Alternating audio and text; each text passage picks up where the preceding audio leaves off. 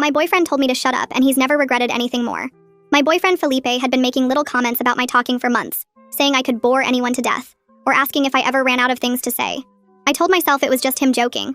But one night at his best friend's party, I was telling her about my promotion, and he said, "Jesus Christ, would you just shut the F up for once in your life?" He said, loud enough for the whole party to hear. "Nobody cares about your boring job, and you sound like a desperate attention whore." Everyone went dead silent while my face burned, and Felipe just laughed and said this was what he dealt with every day. I didn't say another word the rest of the night, and Felipe was loving it on the drive home, cranking up the music and going on about how peaceful everything was without my yapping. When I stayed quiet through Sunday breakfast too, he literally kissed my forehead and said we should do this more often. I didn't talk the rest of Sunday, which he seemed to love. But then Monday morning he missed his huge presentation, because I didn't remind him to set his alarm like I always did.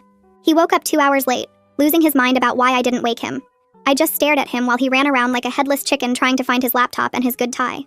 His boss called to tell him not to bother coming in at all, and Felipe spent the whole night raging about almost getting fired while I sat there silent, making him even madder. "This is your fault," he kept saying. But I just looked at him with dead eyes and said nothing. Then he completely forgot his mom's 60th birthday dinner, because I usually handle all family stuff for him. She left 6 sobbing voicemails that I obviously didn't mention, each one more hysterical than the last. And by the time he checked his phone, she was convinced he hated her. He called me a psycho beach for taking this so far, but honestly his tantrum just made me more committed to never speaking to him again. His mom called his sister crying about how her only son had abandoned her, and suddenly the whole family was involved in the drama. Everything snowballed from there because his coworker had stopped by our apartment Tuesday when he wasn't home, and I just stood there mute while she asked if I was okay for like 10 minutes straight. She kept asking if Felipe hurt me, if I needed help, if I could blink twice for yes, and I just stared at her until she left looking terrified. She went back to the office convinced Felipe was abusing me, and suddenly he was getting called into meetings about domestic violence resources and mandatory counseling. His boss literally asked if they needed to do a welfare check on me, and Felipe had to explain that I was giving him the silent treatment, which made him sound even more like an abuser. Friday's company gala was absolutely beautiful to watch unfold. Every executive who tried talking to me got complete silence while Felipe scrambled to explain I was just shy, which nobody bought because I'd been chatty at last year's event. The CEO's wife cornered me in the bathroom trying to slip me women's shelter pamphlets, and when I wouldn't respond, she called security to make sure Felipe wasn't holding me hostage or something. HR put him on immediate leave before we even made it to the parking lot, saying they needed to investigate the concerning reports about his home situation. Saturday, his friends came over for game night and finally understood why everyone was worried. "What the hell did you do to her?" his best friend asked after I served snacks without saying a word. Felipe actually admitted what he'd said, and you could feel the temperature drop. They all left making excuses about early mornings and forgotten commitments, and his best friend told me I deserved better on his way out, which made Felipe throw a beer bottle at the wall after they were gone. By Sunday, Felipe was coming apart at the seams because his sister was threatening to call the cops. His mom had disowned him, and his job was investigating him for abuse. "Just say something," he screamed, following me around the house. "One word and this nightmare ends." But I walked past him toward the garage to grab orange juice from the spare fridge, still not making a sound even when he grabbed my arm trying to stop me. The garage was a death trap of crap from the previous owners. Paint cans from the 80s, boxes of rusted tools, old chemicals, all piled on these rickety metal shelves that looked like they'd collapse if you breathed on them wrong. He followed me in there still screaming about how I was destroying his life when he positioned himself right under the worst shelf, loaded with ancient paint cans that had to weigh a ton. He was gesturing so hard the whole thing started shaking, and I watched the rusty bracket bend under 200 pounds of toxic chemicals. "You know what? You're right. I don't want your voice back. I don't even want you anymore," he yelled. "You were getting fat anyway. Now at least you're fat and quiet." The shelf made this horrible groaning sound and started tipping forward, all those cans sliding toward the edge while Felipe kept ranting about how much better his life was now. The bracket snapped completely and everything started falling toward his skull. I jumped back as 20 paint cans crashed down where Felipe stood. He tried to dodge but wasn't fast enough. A heavy can caught his shoulder and sent him sprawling onto the concrete floor. More cans bounced off his back and legs while he screamed and covered his head with his arms. One can split open and thick paint splattered across the garage floor. Felipe rolled away from the mess, clutching his temple where a sharp edge had caught him. Blood ran down the side of his face and dripped onto his shirt. He was yelling about his head hurting while I pulled my phone from my pocket. My hands were steady as I dialed 911 and held the phone to my ear. The dispatcher answered asking what my emergency was, but I didn't say anything. I just held the line open while Felipe moaned and cursed in the background. The dispatcher kept asking if anyone could hear her, saying she was tracing the call.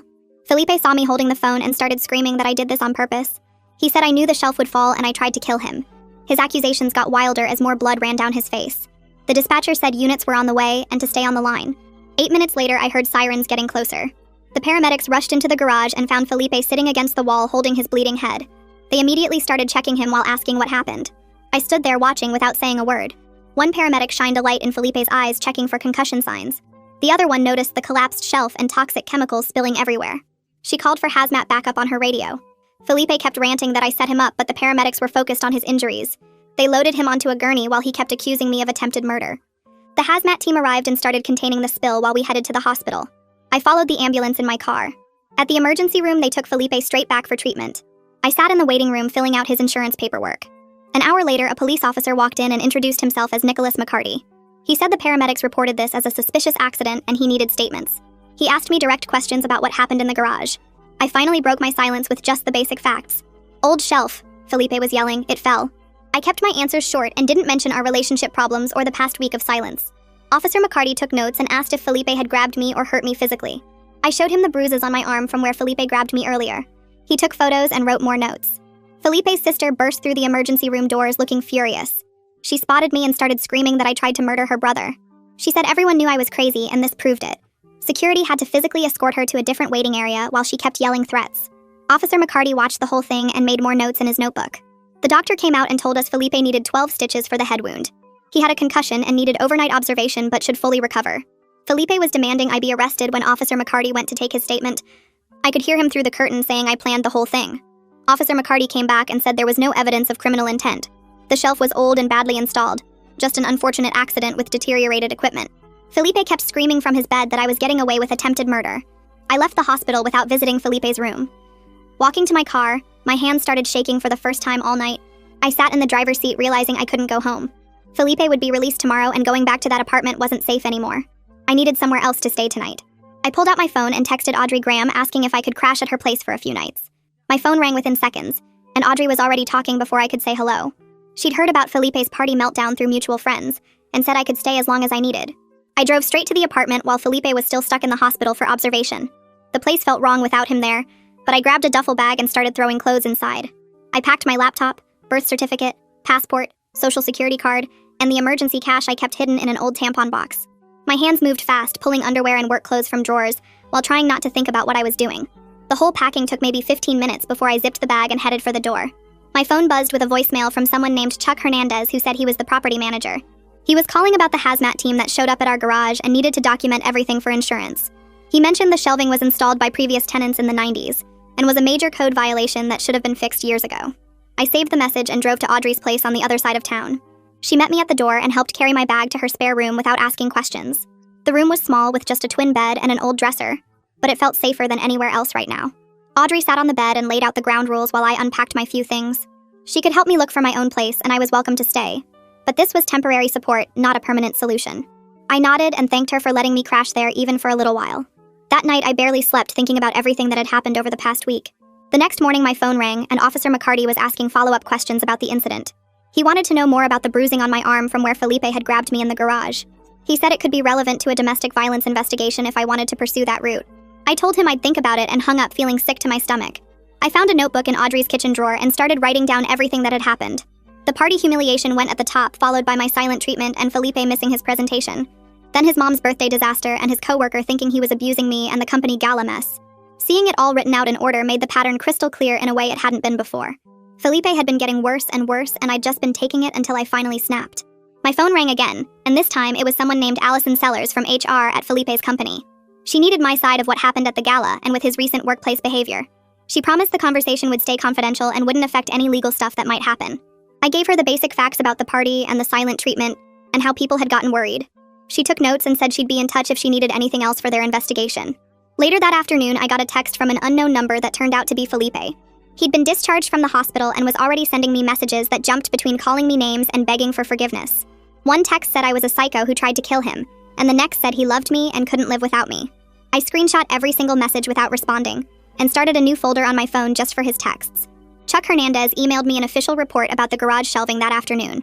The document stated the shelves were installed by previous tenants in 1993, without any permits or safety inspections.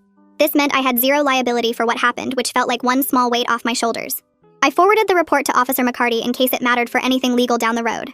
Felipe kept texting throughout the day, and each message got more desperate or more angry than the last. He said I'd ruined his life and then begged me to come home so we could work things out. He threatened to come find me and then promised he'd go to therapy if I'd just talk to him. Every text got screenshot and added to my growing collection of evidence about his behavior. That evening, my phone showed a voicemail from Felipe's mom and my stomach dropped. Her voice was shaky and she kept stopping to cry while she talked. She didn't understand what was happening between us, but begged me to please talk to her son. She said he was falling apart and needed me to help him get better. She mentioned how much she'd always loved me like a daughter, and how this was breaking her heart. I saved the message but didn't call her back because any contact would just make everything worse. Felipe would use his mom to manipulate me if I gave him any opening at all. I knew his patterns too well after 3 years together to fall for that trick. Audrey found me staring at my phone the next morning and sat down across from me with her coffee, watching me for a long moment before asking if I was doing the silent treatment thing for revenge, or because I was actually protecting myself. The question hit me harder than I expected, and I had to really think about what I wanted from all this mess with Felipe. I started to answer but realized I didn't actually know anymore, because what started as anger had turned into something else entirely. She waited while I thought about it, and finally I told her maybe it was both, but now I just wanted to be safe and move forward. She nodded and squeezed my hand before heading to work, leaving me to figure out my next steps. Around noon, Allison Sellers called to schedule our formal interview, and I met her at a coffee shop near Felipe's office that afternoon. She had a notebook and recorded our conversation while I went through everything that happened at the party, how his coworker had gotten worried when I wouldn't talk, and the whole disaster at the company gala. I stuck to just facts without adding my opinions or feelings about any of it. She wrote down every detail about the CEO's wife trying to give me shelter pamphlets and security getting involved, and HR putting Felipe on leave right there in the parking lot.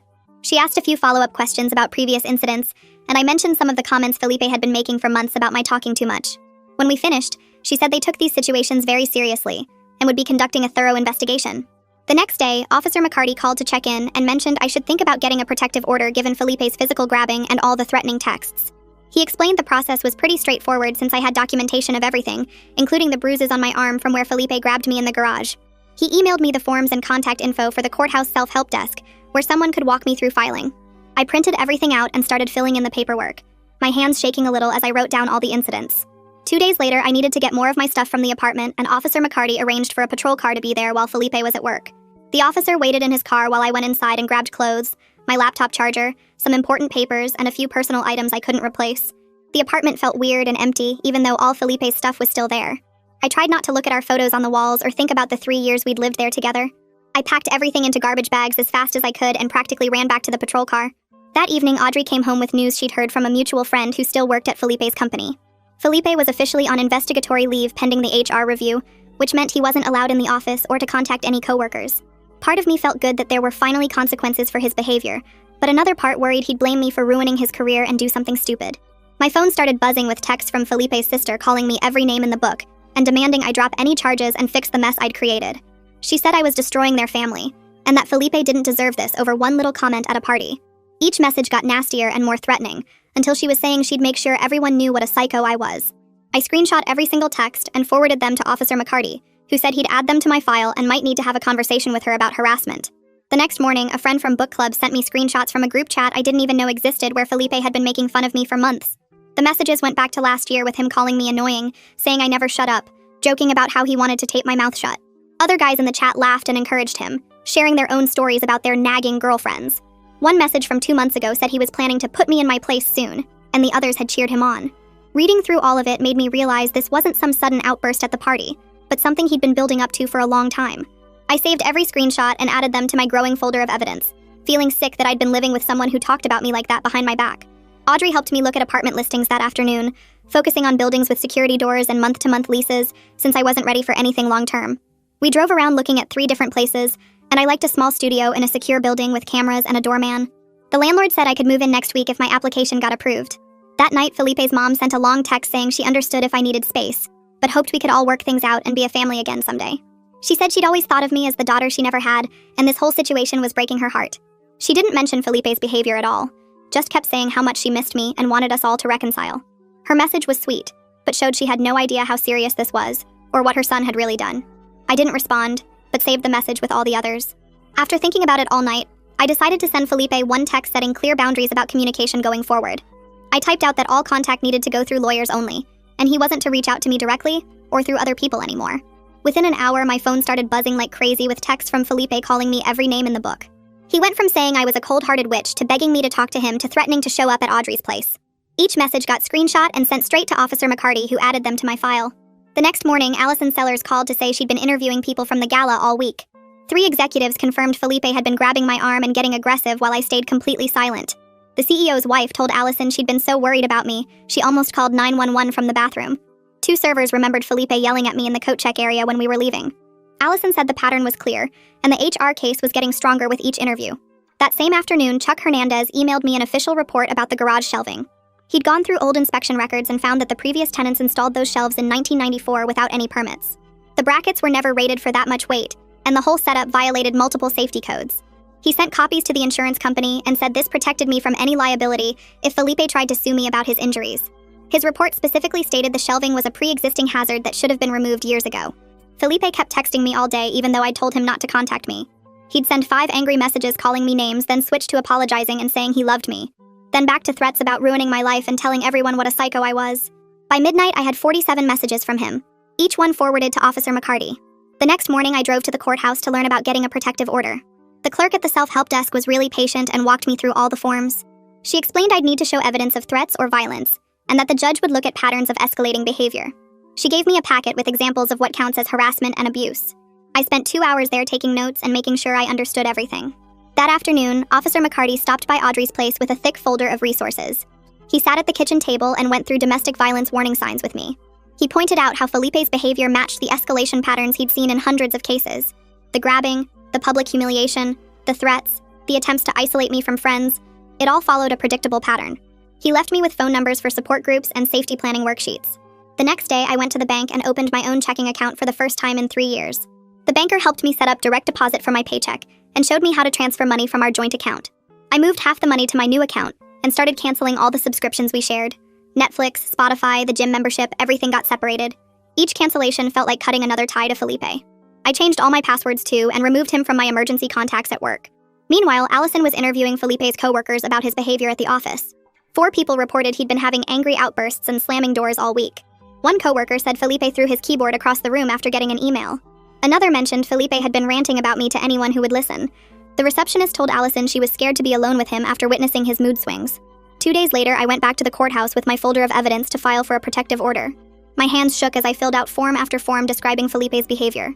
I attached the timeline I'd written, all the screenshot texts, Officer McCarty's reports, and the photos of my bruised arm.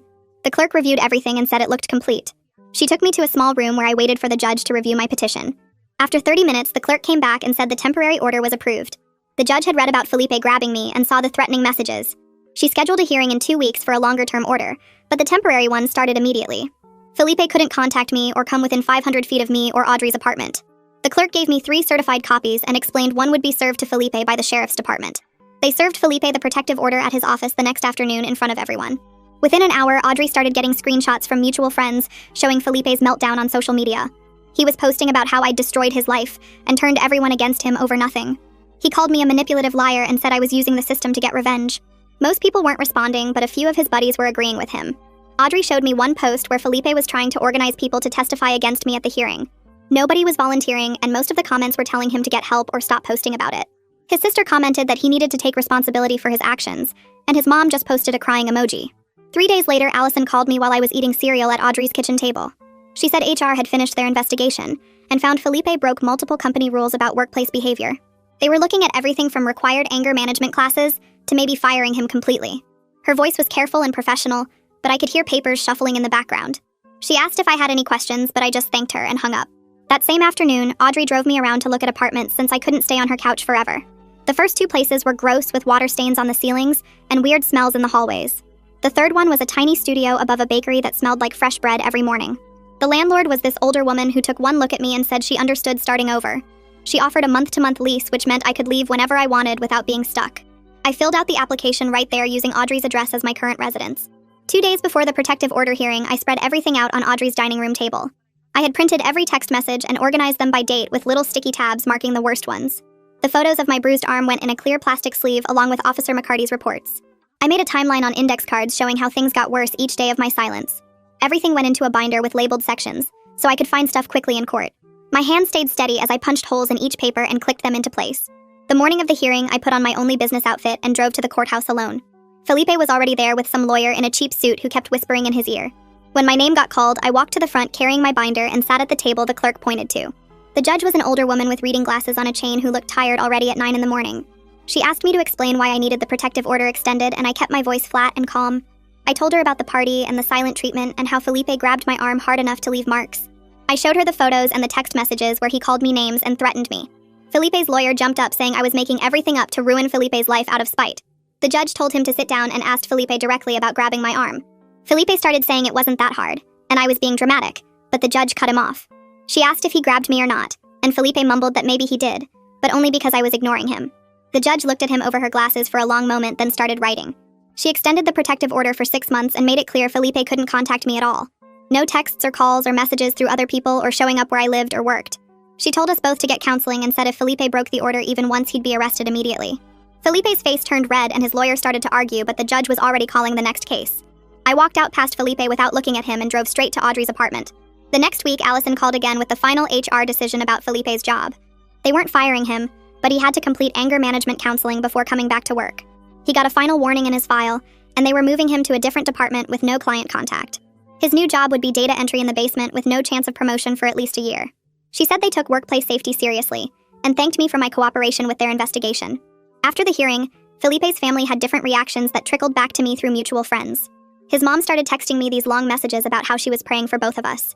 She said she knew her son had problems and hoped I could forgive him someday, but understood if I couldn't.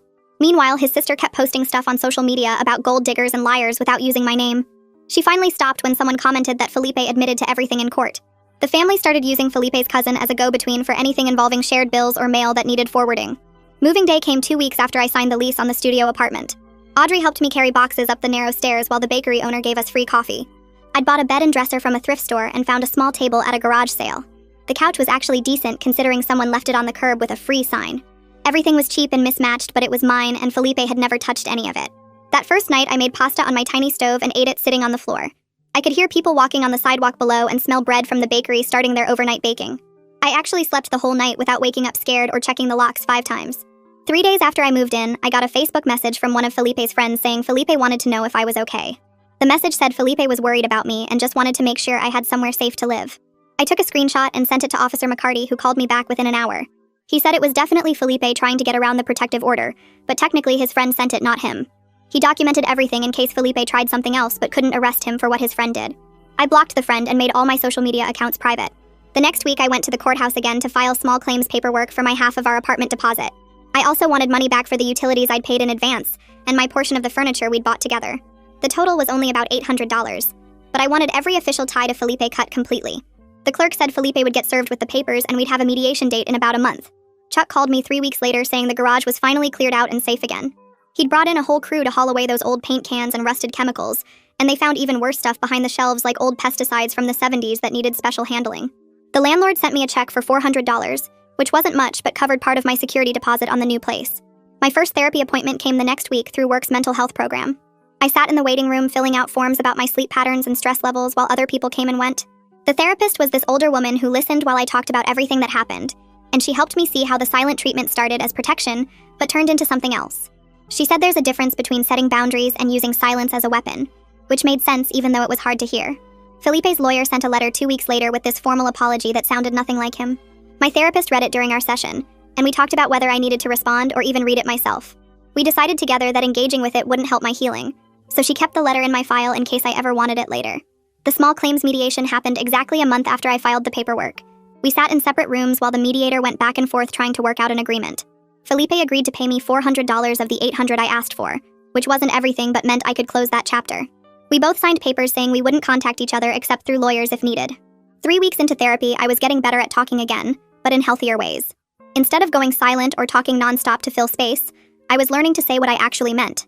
My therapist had me practice phrases like, "I need time to think about that," instead of either shutting down or agreeing to things I didn't want. The progress felt slow, but every week got a little easier.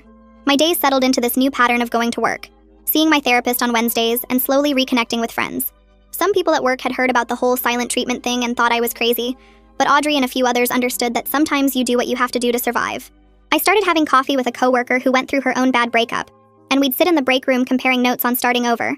Felipe finished his mandatory counseling after 2 months, according to what I heard through mutual friends.